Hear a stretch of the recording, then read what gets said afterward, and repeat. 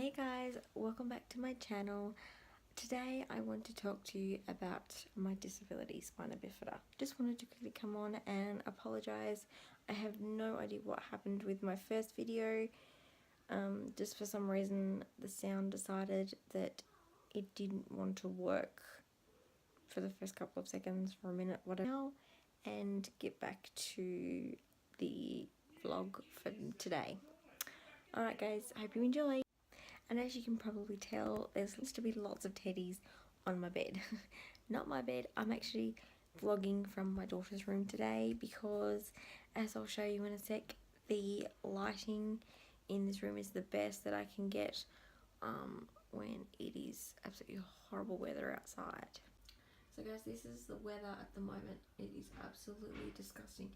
So Spina Bifida actually translates to split spine in Spanish. This one is actually the more common, but not everybody knows I actually have this one because there doesn't seem to be as many physical difficulties with this one. This is the second most severe. This one you will notice before birth, and there will be some difficulties like maybe walking and other bits and pieces that come along with this type of spina bifida. And this bad boy is the one that I have. The most severe spina bifida is the one that pretty much when I was younger, doctors believed that I wouldn't survive past 3 days old. There's lots of other little bits and pieces that come along with having that particular type of spina bifida, which I can go into more detail later if you would like. Comment down below. So as I said, I have the most severe type, which was the third one that I showed you, which actually is said Milo, my ninja seal. I have no idea how to pronounce it, so that's why I wrote them down. With my type, it actually allows the spinal cord to protrude through the opening. The membrane actually also protrudes through this opening. That is the part that covers the spinal cord. Low folate or folic acid is said to now be the cause of spina bifida. So if you're planning to become pregnant or you know someone that is planning to become pregnant, please get them to take folic acid between 3 to 6 months before becoming pregnant, because it's within the first 4 weeks of the embryo forming that spina bifida actually occurs, because that is when the spinal column and cord and everything kind of fuse together. You've actually had another baby with spina bifida previously, you have a 3% chance of it happening again in either the next pregnancy or other pregnancies afterwards. I was actually, or should I say my parents were actually lucky enough that my younger brother is completely healthy, no sign of spina bifida whatsoever, but I have actually recently told his wife that once they start thinking about having kids, get yourself checked out and my brother checked out and take lots of folic acid, just to be on the safe side. So as I mentioned earlier, there was a very, very high possibility that I was actually not going to live past 3 to 5 days. That's just something that happened to spina bifida babies a long time ago. I'm actually still quite good friends with another guy. He has spina bifida. We were actually born within a couple of days, I believe, or a couple of weeks of each other. And yeah, our mums were in the same hospital, in the same room, and both of our sets of parents didn't know.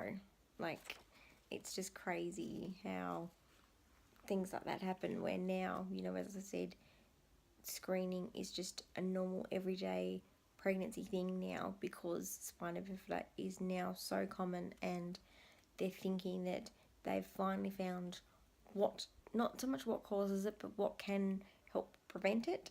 So if you can prevent it, I suggest 100%, wholly out of my heart, that's what you need to do.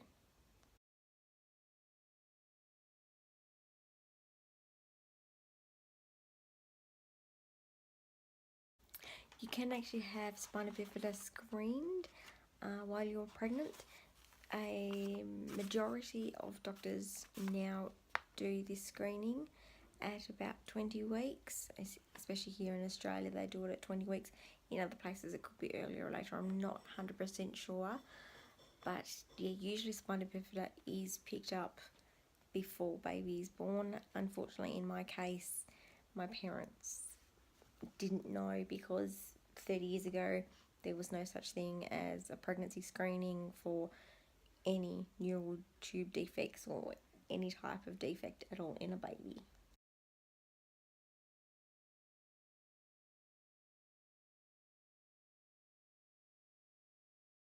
This is a condition where there is an abnormal amount of fluid on the brain, or surrounding the brain, should I say. This is treated typically with a surgery done to place what is called a shunt. The shunt is actually a tube with a button that is on the end, and the tube is typed like a catheter. I have one. My button is around about here, and my tube, I don't know if you guys can see, but there's like a tube that runs down the back of my neck. You guys can't see. It's just like there somewhere, and it runs down into my abdomen and just releases all the excess fluid, because I do suffer from quite bad headaches because of the amount of fluid in it, which means I get dizzy all the time and I get really tired really quickly. In babies though, if they do have this, they will actually, their heads will swell a lot to like 3 or 4 times the size of a normal baby's head. That's one of the major indicators in a baby to this condition. Majority, I'm pretty sure like 99% of spina bifida kids do have this particular thing. It's just something that goes along with it, that another thing we all have to deal with. I'm just lucky that I haven't actually had any real problems with my shunt. It's never blocked, so I've never had to have it replaced. Or they say every 5 years you should have it replaced. Alright guys, I better head off. I can actually hear my 8-year-old arguing with my husband over dinner. So I better go. I'm really sorry this vlog won't be up by 5 o'clock today. Usually, as I said, I would vlog on a Sunday and then upload by 5 o'clock on a Monday, which is today for you. Well, for me, for you guys it might be Tuesday, depending on when this vlog goes up. It was just that I had a lot of family stuff going on yesterday and didn't really want to vlog there, because there was lots of people and stuff that I didn't know as well, so I didn't think it would be very comfortable for someone just, you know, going around with a video camera, phone, whatever, and just randomly talking to myself, as you do. So if you enjoyed the video, don't forget to give it a thumbs up, subscribe, and also comment down below. What is that? What the hell?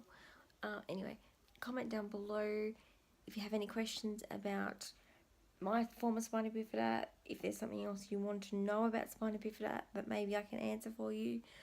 I will do a Q&A in a couple of weeks about this subject or any other subject you want to know about me personally, my kids, my husband, living life, anything. Comment down below and I will randomly pick a couple and try and answer them as best I can. Alright guys, thanks for watching. Bye.